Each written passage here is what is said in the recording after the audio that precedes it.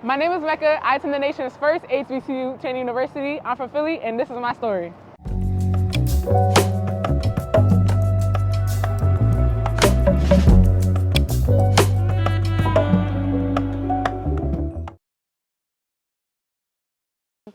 Cheyney University is the nation's first HBCU, founded in 1837, and Lincoln University was founded after ours. But there's a little rivalry that we have because at first, Cheyney was founded when slavery was still very much still happening, so we weren't granted degrees. But Cheyney was used to teach enslaved people how to read and write. We would get, unfortunately, be murdered and exiled for those things. But Lincoln University was able to grant degrees when they were founded, so that's why they think that they're the first. But we all know what the real tea is. But no, I do love my Lincoln family. I do have a lot of Lincoln peers over there. We do have like this rivalry with each other, but since we are both the first, we also have this strong bond with each other as well. Because when they needed teachers, when Lincoln University needed teachers when they first started, they used teachers from Cheyney, professors from Cheyney. So that's the tight-knit bond that we have with one another. Mm-hmm. Cheyney is its own hub in itself because around us are people who may not like the fact that we're a black school and that we're teaching young black people these things to help them grow. Same things with Lincoln as well. So I just think that I think we're very prideful in how we feel about our universities, and I just think that it's special that we are the first two HBCUs, and kind of just the beginnings of all the other ones that came after us. Richard Humphreys actually founded Cheyney University. He was a Quaker and a philanthropist. And Cheyney got started first as the African Institute in Philadelphia, but we changed names over the years, but we're finally Cheyney University of Pennsylvania. Because I know some alumni that might be like, oh, I went to Cheyney State College and things like that, but the name did get changed. So my father, he actually is a Norfolk State Spartan. So he went there. He is from Philly. He's from North as well. And then he went to Virginia, and he had a great experience over there. And growing up, my dad was always like, oh, Mac, you're going to go to HBCU, you're going to go to HBCU. And I grew up watching different shows and different movies that really inspired me, like Drumline and A Different World and things like that. And just going on the HBCU's campus, like when I was younger, my dad took me to Norfolk State. And I just felt that energy that I've always felt in spaces that I was surrounded by my people from.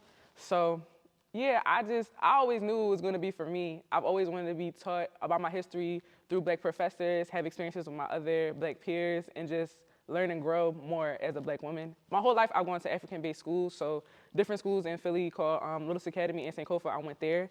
And then in high school, I went to the Philadelphia High School for Creative and Performing Arts. I was a theater major, so that was my first time being around other people from different cultures and things like that. So, but the foundation of me having African-based lessons and teachers and just my whole life just being surrounded by my black is beautiful and I should always be proud of who I am and where I come from. I've always had a strong foundation for myself, so I knew that after my high school career, I wanted to go to HBCU.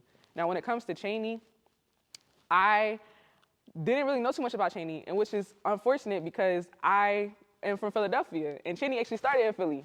So I just think that I didn't really know a lot about it. I came here on campus. I thought the campus was beautiful. I thought that the energy from the faculty and the staff was amazing. And I had other schools on my list. Cheyney was my choice because they gave me more money. They gave me more money than I needed to have because since you're an in-state student, they give you a scholarship. And they also helped me pay for graduate school. And also, I just love being a part of a legacy. No other school can say that they were the first and they started a legacy of other schools coming behind them. And I wanted to be a part of something special like that. Like I said about the legacy, it's something I don't hold lightly. I think that a lot of times people might look on social media and be like, oh, you go to HBCU, oh, you're part of sorority, you guys must be partying and doing all this stuff all the time. There is a lot of truth to that, but I think being a part of so many legacies since I've been here, being a part of the nation's first HBCU, being a part of a black service sorority like Delta Sigma Theta Sorority Incorporated, all these things are so special to me because people have paved the way for me to even be able to do an interview like this and talk about my experiences. I think that I hold my ancestors on my shoulders, and I always want to show them and reflect the things that they've done to fight for me to be here. So being in the HBCU is so much more than just fun. It's a legacy that I want to carry, and I want my children's children to carry as well. Here at Cheyney, when I first got here, they told us it's going to be very hard for us to fail because everyone wants to see you succeed. You just have to put yourself out there. I've had so many peers of mine who they were here our first semester. They loved the college lifestyle, and their parents are telling them what to do, or not being nagged all the time. And unfortunately, they had to go because the grades dropped and things like that. But since I put myself out there and I asked for help when I needed it, whether it was academically, financially, emotionally, Cheyney always has resources here to help me succeed. So I feel like the professors, the faculty, the different programs that we have here really helped me succeed into my junior year right now, and I'm really excited to graduate next year. So I am a communications major here at Cheyney's campus, so I focus on radio, TV, and film. So what my day-to-day looks like, I have a lot of classes that revolve around PR, relations, and journalism, and next semester I'm gonna start having more classes that's focused on film, so writing and producing a film, writing scripts and things like that. I've always been very involved when it comes to the arts. That's why I went to a performing arts high school, and even before high school, when I was in middle school, I was a part of a drama club at my local rec center. I think that the arts is just something I've always been really passionate about, and I feel like we can tell so many stories through painting, drawing, poetry, acting, film, and it's something that's never gonna die because we can just, art is universal language. So anybody that may not even be from an HBCU can see this video right now and be like, wow, like what's going on is very inspiring. So yeah, and I thought comm was just something that really spoke to me because I love acting, I love doing poetry, but I also love seeing what goes on behind the scenes as well. And I think that it's so much work that goes in front of the camera as well as behind the camera.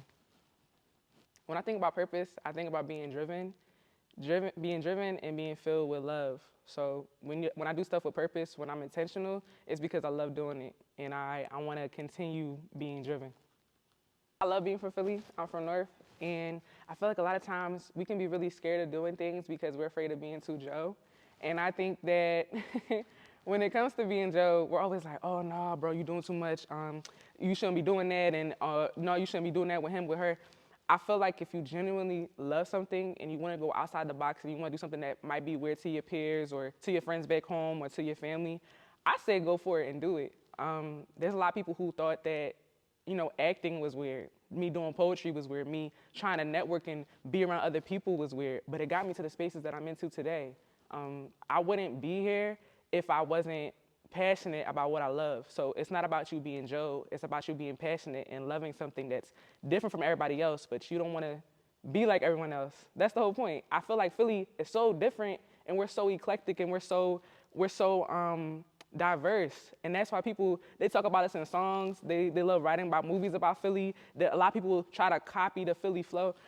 I think that being from Philly is really your superpower, and don't be afraid of being too much or being too Joe, because that's just you being passionate. And I say that's very Philly.